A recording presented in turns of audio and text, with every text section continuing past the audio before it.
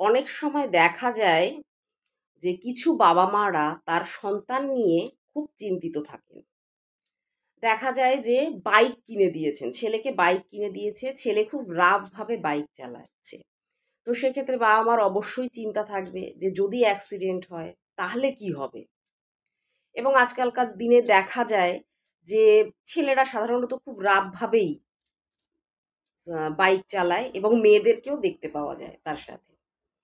তো আমি সেই ব্যাপারটা নিয়েই বলছি, অর্থাৎ অ্যাক্সিডেন্টের ব্যাপার নিয়ে বলছি। যাদের দেখা যাচ্ছে যে যারা গাড়ি চালায় বা যাদের মাঝে সাঝেই অ্যাক্সিডেন্ট হচ্ছে, কোনো না কোনো কারণেই অ্যাক্সিডেন্ট হচ্ছে, তারা কি করবে? তাদের জন্য একটা দারুণ রেমেডি আমি তোমাদেরকে বলে দিচ্ছি। মহামৃত্যুঞ্জয় মন্ত্র। ঠিক আছে? মহামৃত্যুঞ্জয় মন্ত্র। এই মন্ত্রটা তোমাদের প্রিন্ট আউট বার করতে হবে। ১০৮ বার লেখা থাকবে। সেরকমভাবে একটা কাগজে প্রিন্ট আউট বার করে নিয়ে আসতে হবে। এবং একটা তামার মাদুলি তোমাদেরকে জোগাড় করতে হবে বা কিনে নিয়ে আসতে হবে তামার মাদুলি। ওই যে প্রিন্ট আউটটা তোমরা বার করেছো সেটাকে ভাঁজ করে সেই তামার মাদুলির মধ্যে দিতে হবে এবং ভালো করে মোম দিয়ে সেটাকে আটকে দিতে হবে। এবং তারপরে সেটাকে একটা লাল শালু কাপড়ে মোড়াতে হবে বা গিঁট বাঁধতে হবে।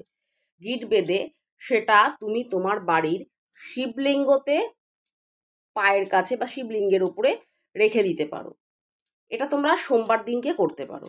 অথবা যে কোনো ঠাকুরের মন্দিরে নিয়ে যেতে পারো। অবশ্যই শিব মন্দিরে বা শিবালয়ে তোমাদেরকে নিয়ে যেতে হবে।